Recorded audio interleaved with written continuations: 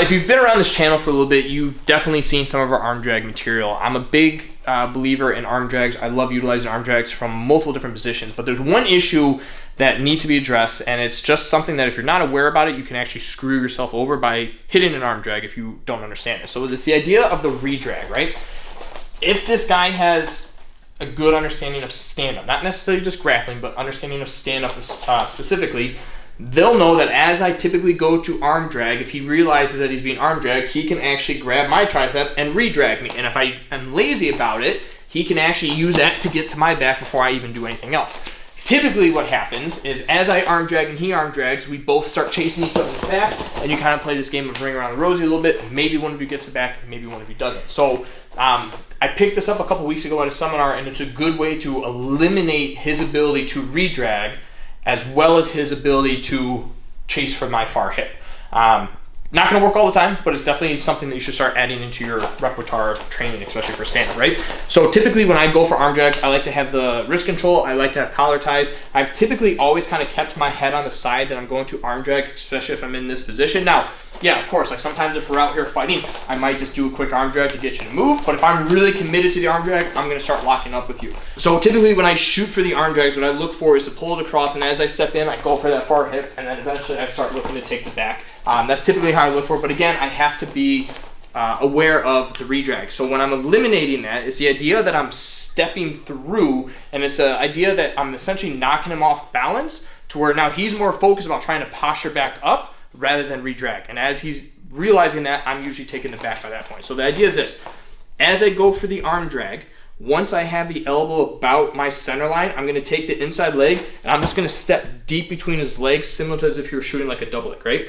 But I have to be aggressive with it. It's here, and I step in to essentially knock him off balance. Immediately after, I take that far hand. As I reach for the hip, I also want to step in.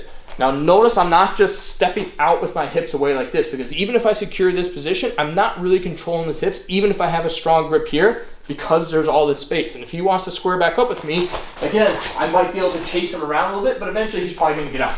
So when you step through, and I get here, I have to keep my hips close, which means that once I grab the far hip and I step in with this leg, I want to hip into him. And I want to get nice and tight up against his leg and his hips, so that if he does try to square up with me, he's not going anywhere. We might play ring around the rosy, but he's not gaining any ground off of that, and I'm going to maintain control. Now, I don't want to hold on to this arm, and I don't want to stay in this position long, because he's going to start fighting this back, and I could, again, lose it. Exactly. He's going to start driving this elbow back and trying to square back up with me. So once I get here, think of like you're starting a lawnmower. I want to rip his arm back, and as I rip his arm back, I'm going to shoot my arm underneath and look to lock my hands on the far side. If I manage to get like a split seatbelt or something, even better. Chances are you probably won't necessarily right away. But if I can lock some form of a gable grip, now I can start kind of body lock pressuring him here a little bit, and again, I can maintain this position. You can do some takedowns from here, but my advice would be to shift this hand over a little bit as I take the back. And again, I'm keeping my hips close to his hip, I'm hipping into him, and I've locked down everything, so now I've got complete back control, I've got hip control, and I have endless options from here. So again, as great as arm drags are, we always have to be careful of re-dragging and the chasing the hip phenomenon. So I want to make sure I'm in tight. A lot of times I'll actually pressure my head here into his shoulder, like chest area, and then when I go to arm drag, again, as the arm is about on my center line, I step in. Immediately step across, tip into them a little bit, pull, get that hip control, and then I shift it and I take the back.